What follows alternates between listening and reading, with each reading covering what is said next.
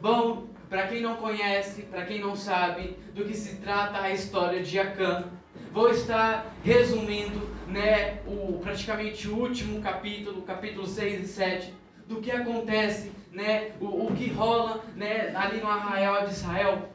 E bom, a Bíblia vai dizer que o povo de Israel atravessa o Jordão e eles agora estão na terra prometida, na terra a qual Deus tinha prometido dar-lhes. Então, agora faltava conquistar os reinos, conquistar os povos que habitavam ali. Então Deus, por liderança de Josué, envia o povo a atacar Jericó, a primeira cidade a ser tomada pelo povo de Israel. Então, Deus ele dá algumas ordens a ser cumpridas a respeito dessa guerra, a respeito dessa luta contra eles. E qual era a ordem? Muitos aqui conhecem, né, a queda de Jericó. Deus diz que era para o povo de Israel, por 7 dias, dar uma volta por ela. E ao 7º dia, dar mais 7 voltas. E assim, as muralhas de Jericó iriam cair. E não para por aí. Deus ele dá uma seguinte ordem, que nenhum despojo da guerra era para ser pego, era para ser possuído. Era uma segunda ordem de Deus a respeito do que ele queria. Porque normalmente, quando um povo atacava outro povo, um reino atacava outro reino, o que perdia era saqueado, era roubado, era, né, ali pego os despojos, era levado a prata e o ouro para o seu povo. E a ordem de Deus era para que não pegasse, não tomasse parte nos despojos da guerra. E pelo contrário, era para entrar em Jericó e era para matar tudo, animal, gado, pessoa, quem tivesse na frente, por tamanha iniquidade habitada naquele povo. E não era para pegar os despojos por tamanha impureza que eles obtinham. O ouro, a prata, tudo. Não era para possuir nada. Então, o povo de Israel, eles dão as voltas, as muralhas caem e eles conquistam a cidade. Destroem tudo quanto é tipo de coisa, cumprem, né, com a vontade de Deus. Mas Acã, repita comigo, Acã, ele vê os despojos da guerra e os cobiça, e toma-os para si. E assim, desobedecendo a ordem de Deus, transgride a ordem de Deus. Eles voltam para as suas casas, o povo de Israel, com a cidade destruída. Mas dando prosseguimento, a Bíblia vai dizer que agora o povo de Israel vai atacar outro reino, vai possuir outro reino. E o reino de Ai, se não me engano. E, né, eles enviam espiões a esse reino e eles voltam esses espiões e dão as informações da cidade. Que não era necessário uma grande quantia de homens, de guerreiros para lutar contra ela. Se não me engano, uns 3 ou 10 mil poucos soldados. E que a cidade já estava ganha. A cidade já tinha sido possuída, pois era fraca, não tinha muito poder, né, de arma, de guerra. Então, o povo de Israel vai. Mas aí o que acontece? O povo de Israel foge da batalha. O povo de Israel corre da batalha. Uma batalha que já estava ganha, uma batalha que já estava praticamente conquistada. Eles fogem dela, fogem de seus inimigos. E Josué, vendo isso, vendo os filhos de Israel correndo para suas tendas, correndo da guerra, ele se entristece, ele lamenta o Senhor, ele se ajoelha perante o Senhor, chora e lamenta pela sua perda. Ele começa a lamentar a Deus. Mas Deus vem até ele e o responde e diz: o que fazes aí? O que está fazendo aí? O povo de Israel transgrediu as minhas leis. O povo de Israel foi contra o meu mandato, foi contra a minha ordem. Por isso houve essa perda. Vá, mande o povo se purificar, mande o povo se santificar, pois amanhã eu haverei de mostrar quem o fez. Aleluia. Né? Estou dizendo as minhas palavras, mas é isso que acontece. Né? Nos últimos capítulos de 6, 7 né? E 8, então o povo de Israel se prepara, se purifica. Então ali se apresentam os chefes das tribos de Israel perante a presença do Senhor, todos os maiorais, todos os chefes de suas famílias, e começa o sorteio. Então vem tribo, vem descendência, vem família, vem cabeça, até chegar em Acã, filho de Zerá. Aleluia. E vindo ele, né, como lemos aqui, Josué indaga do que ele tinha feito. Acã não resiste, ele confessa o seu pecado. Acã confessa que tomou os despojos da guerra e assim desobedecendo a ordem de Deus. Então, os homens de Josué pegam a prata, pegam não só os despojos que Acã tinha pego, mas toda a sua casa, toda a sua família, tudo quanto ele tinha, e os apedreja, e os mata, e os queima, e termina aqui com um grande montão de pedra. E bom, essa é a história de Acã. E bom, o que quero hoje falar a respeito do arrependimento ao Senhor. Antes de eu estar falando precisamente a respeito disso, quero estar falando sobre algo cotidiano em nossas vidas, pois por muitas das vezes, alguns de nós aqui, creio eu que todos nós, tememos a algo.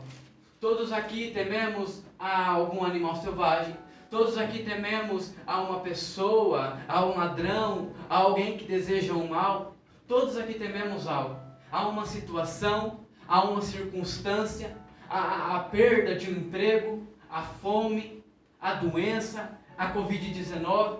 Todos aqui temem a algo, e seja ele grande ou pequeno, E bom, até especificando mais ainda, estou dando alguns breves exemplos, Alguns de nós temem, a cobra, Eu particularmente não iria me sentir confortável, na presença de uma cobra, devido à sua astuteza, devido à sua a forma dela de se movimentar, a forma que ela é ligeira, A Bíblia diz como ela é um dos animais mais astutos da terra, Eu não ficaria, pessoalmente.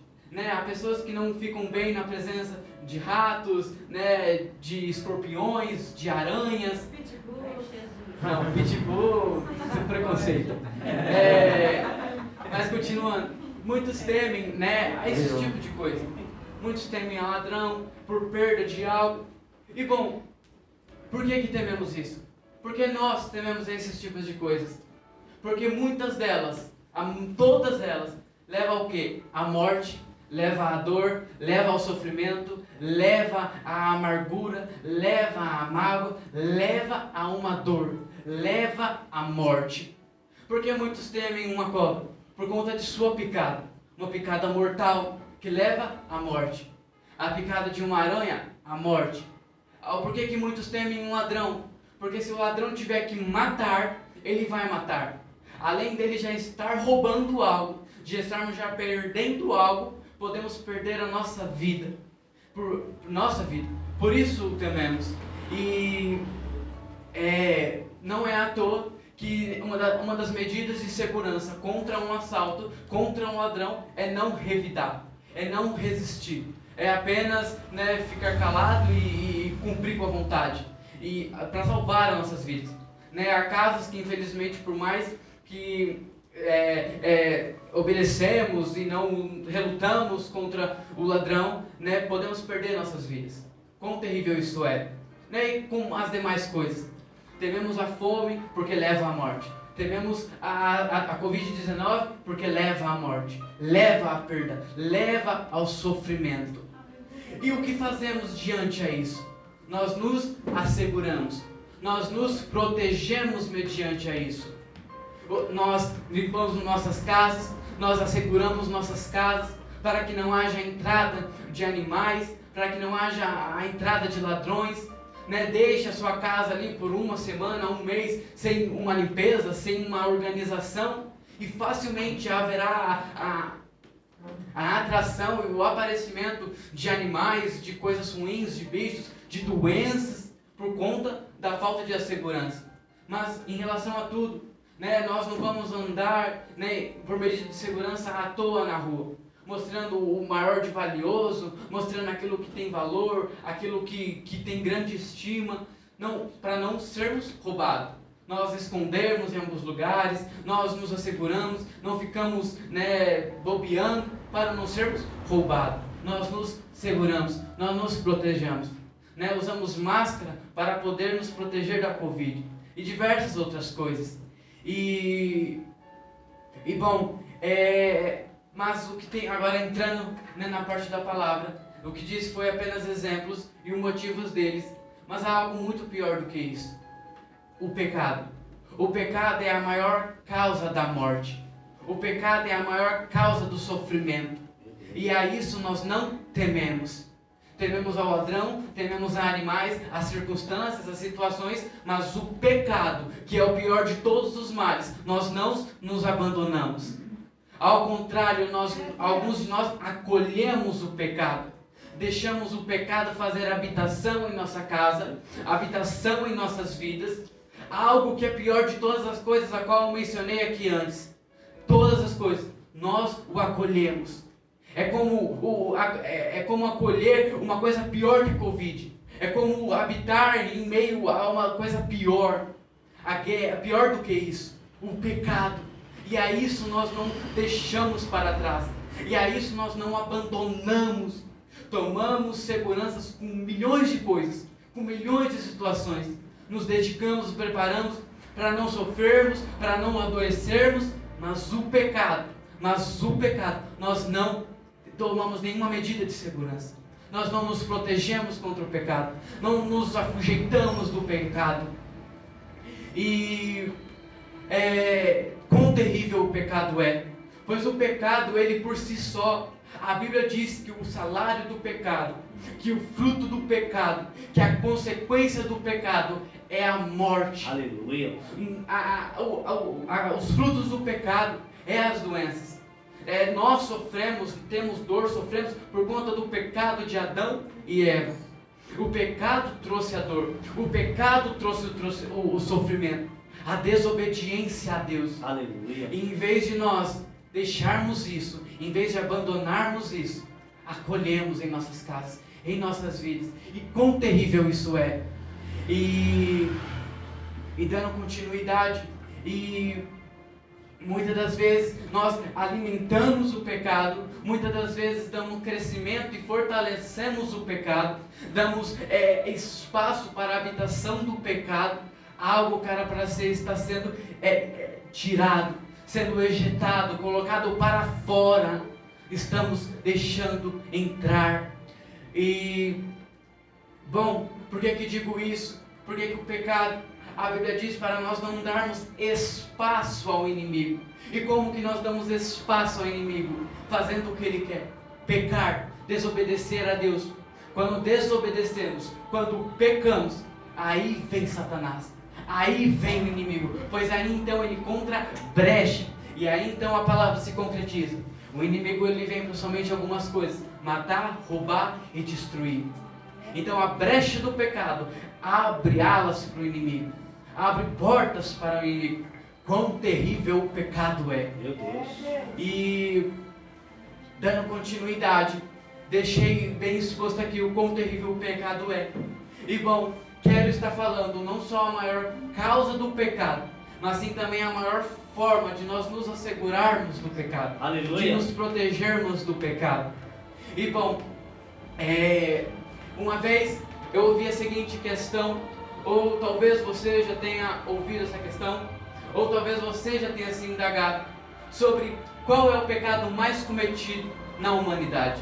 Qual é o pecado mais cometido em todo o mundo? Quando eu ouvi essa questão, a minha resposta foi que não havia como afirmar qual era. Não tinha como afirmar qual é o pecado mais cometido por todo o mundo. Não tem como afirmar. Não tem como eu dizer que o adultério, que a cobiça, que a idolatria, que a falta de amor ao próximo é o pecado mais cometido. Essa foi a minha resposta. Mas enquanto eu meditava na palavra de Deus, o Espírito Santo revelou a mim mais da grandeza de Deus. E eu cheguei a uma outra resposta. E bom, eu cheguei a outra resposta de qual é o pecado mais cometido do mundo. E bom, igreja, que você repita comigo. O pecado mais cometido do mundo inteiro é a falta de oração. Este é o pecado, sem dúvida nenhuma, mais cometido por toda a sociedade, por toda a humanidade, por todo o mundo. Por isso, a grandeza de doenças, a grandeza de tribulações, a grandeza de perturbações, como um Acã. A Bíblia diz, o teu pecado trouxe perturbação para o povo de Israel. Agora Deus irá te perturbar. É claro que foi em outro tempo. Temos Jesus Cristo, mas Ele é fiel e justo para nos perdoar. Quão terrível o pecado é. Ele por si só traz destruição para nossas vidas. O pecado de não orar. E porque o pecado de não orar é a maior causa do erro. Porque é da origem dele que excedem os demais. É na oração que cresce intimidade. É na oração que cresce relacionamento com Aleluia. Deus. É na oração que é o aproximar de Deus com o homem. Aleluia. Do homem com Deus. Aleluia. E bom, que a igreja venha uma salva de palmas ao Rei da Glória.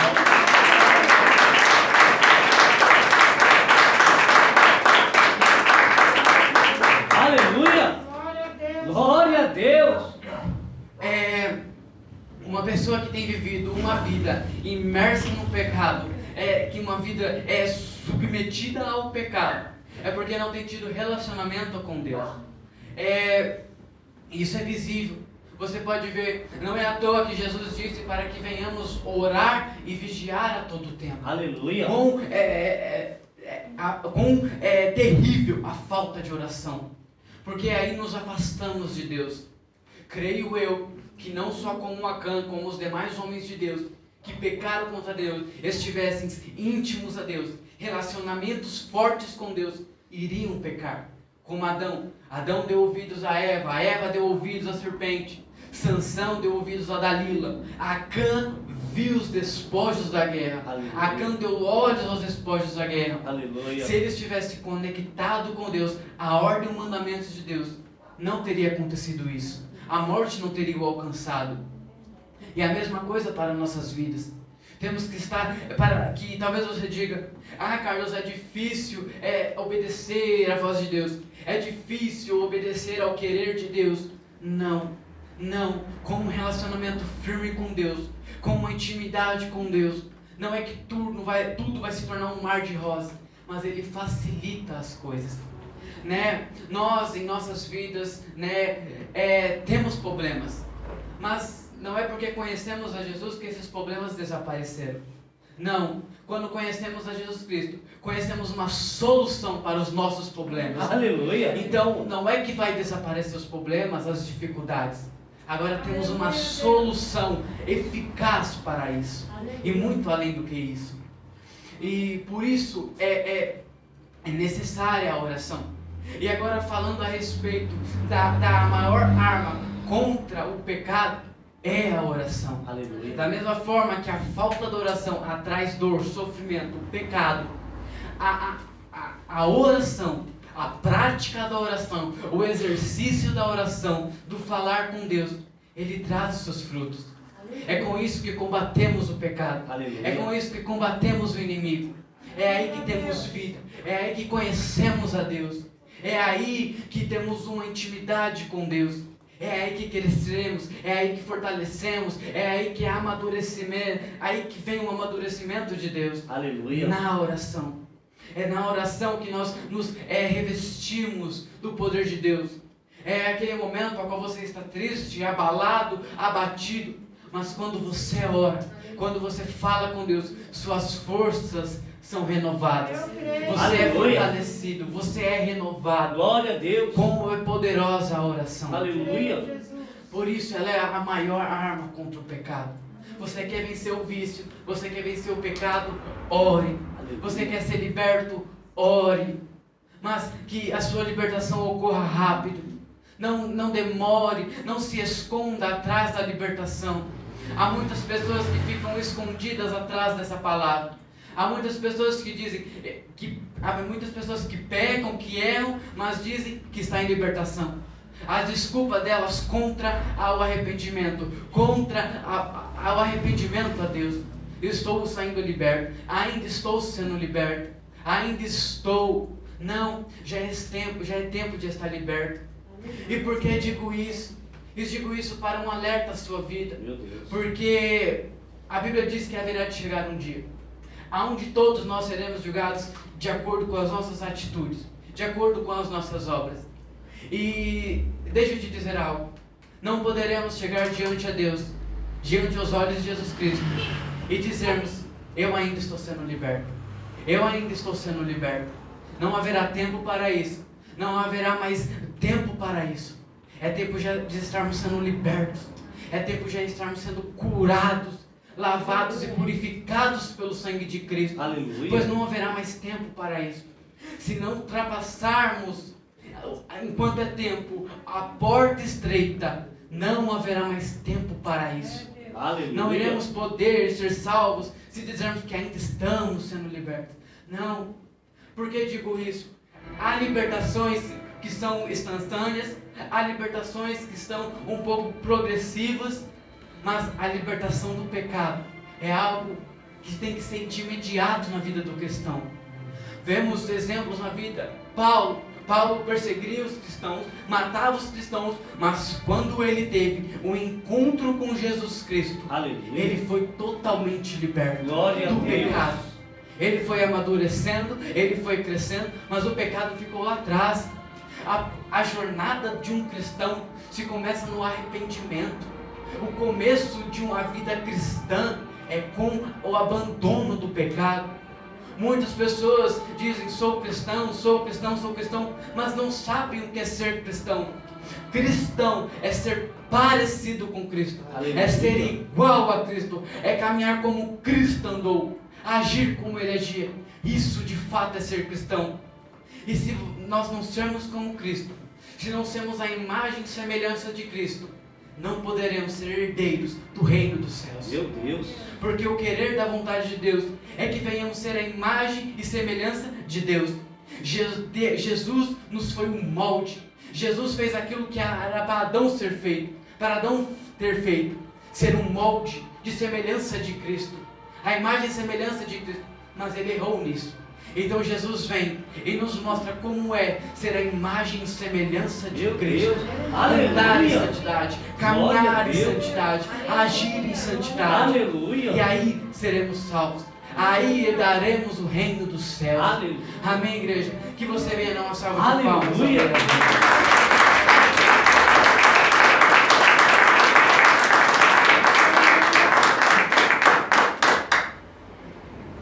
E bom, então, voltando. Oração é o maior remédio para mim e para a tua alma. É a maior cura para mim e para a tua dor. A oração. E bom, outra coisa que quero dizer sobre arrependimento, que é algo necessário em nossas vidas, não se arrependa por medo. Eu disse algumas coisas aqui que não foi para te colocar medo, não foi para te amedrontar, não foi para te apavorar ou para te oprimir. Não foi para isso. É para te alertar, é para te dar uma luz. E o que digo em relação a isso: não se arrependa por medo. Não se arrependa por medo de ir para o inferno, de ir para um lugar de ranger de dentes e choro. Não se arrependa por medo disso. Se arrependa por ter pecado contra Deus. E por que digo isso? Porque são maiores as chances de voltarmos ao pecado por um arrependimento por medo, por não voltarmos a Deus por lealdade ou por submissão. Se nós, é como uma criança, por exemplo. Você pode dizer para uma criança: não põe a mão naquele lugar, porque você vai se machucar. A criança vai, coloca a mão e se machuca. Mas ela vem diante ao pai ou à mãe e diz: eu pus a mão e me machuquei, está doendo, está saindo sangue, passa a dor, passa um momento de desespero. A mãe, ela fala: eu não te avisei, eu não te falei para não pôr a mão, vai, cuida. Mas passa 1 hora, 2 horas, o que a criança pensa? Não doeu tanto, não machucou tanto, não sangrou tanto, deixa eu ver de novo. E novamente põe a mão no lugar que não era para ser posta. E assim muitos têm vivido. Não podemos nos arrepender por medo, mas sim por arrependimento genuíno.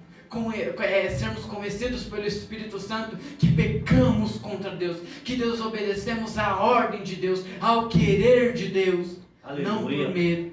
Deus, Ele conhece a intenção de nosso coração. Glória a Deus. Deus, Ele conhece-nos muito melhor do que a nós mesmos. Aleluia. E bom, caso você pense: se eu me arrepender, se eu confessar os meus pecados, eu serei apedrejado, eu serei queimado, eu serei passarei pelo sofrimento como Acã? Te digo que não. E por que digo isso? Abra as vossas Bíblias em 1 João. Aleluia. Aleluia. 1 João de capítulo 1.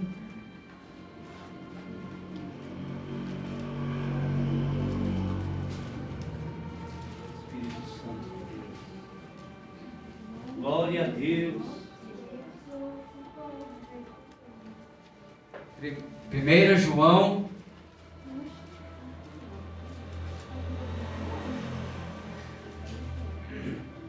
Primeira João de capítulo 1. É 1 João. Não João. 1 João. Aleluia. Capítulo 1, versículo 8. Quem achou da glória a Deus? Glória a Deus. E bom assim diz: se dissermos que não temos pecado, enganamo-nos a nós mesmos, e não há verdade em nós. Se confessarmos os nossos pecados, Ele é fiel e justo para nos perdoar os pecados e nos purificar de toda a injustiça. Se dissermos que não pecamos, fazemo-lo mentiroso, e a sua palavra não está em nós. Aleluia. Então, se você se arrepender dos seus pecados, se você confessar os seus pecados a Jesus Cristo, você não será morto, você não será apedrejado, você não será condenado. Pelo contrário, você estará se livrando disso. E por que eu digo isso? Jesus, Ele foi em nosso lugar. Ele foi apedrejado no nosso lugar. Ele foi crucificado no nosso lugar. Ele sofreu no nosso lugar, por meu e por seus pecados. Ele foi humilhado, Ele foi injustiçado pelos nossos pecados. O que temos que fazer agora é apenas nos rendermos e reconhecermos o sacrifício feito na cruz. Aleluia. Que não foi à toa o que Jesus fez naquela cruz. Que Ele não deu a sua vida à toa, mas sim foi para nos levar à vida eterna. Aleluia. Então, se confessarmos nossos pecados, se nos arrepender, Ele é fiel e justo para nos perdoar. Glória a Ele é Deus. fiel e justo Aleluia. para nos purificar de toda a injustiça. E com isso alcançando a salvação. Pois não poderemos ser salvos se não formos perdoados dos nossos pecados, se não houver perdão de Deus em nossas vidas. E por mais que você diga: eu não peco, eu não erro, eu sou isso e aquilo. Não, o nosso coração é perverso, o nosso coração é injusto, o nosso coração, ele é mau. Por mais que você diga: não, meu coração ele é assim, assim, assado, no fundo do fundo, o nosso coração, ele tem a decaída para o pecado, para o eu, não para o aproximar de Deus. Se o nosso coração fosse para a decaída de Deus, nós não teríamos que precisar de Jesus Cristo, precisar do sangue de Jesus Cristo. Mas não, Deus, sabendo disso, que iríamos necessitar de algo a mais, Ele nos enviou Jesus Cristo. Aleluia. Para morrer no meio do seu lugar. Aleluia. Então, cabe a nós a nos arrepender de nossos pecados, a confessarmos os nossos pecados, a colocarmos para fora aonde erramos, aonde pecamos, aonde temos paralisado, Aleluia. aonde temos deixado o pecado habitar, seja em nossas casas, em nossas vidas, aonde temos estado. E bom, igreja, que você venha se colocar de pé. Espírito Santo de Deus. Aleluia. Glória a Deus. Aleluia, Jesus. Oh Deus poderoso. Santo Deus. O valor de um arrependimento pode custar a sua vida. Meu Deus. O arrependimento é o que pode salvar a sua vida Aleluia. e a vida de demais em suas casas. Aleluia. Mas a falta de um arrependimento, a falta de um perdão, causa muitos danos, causa muito prejuízo.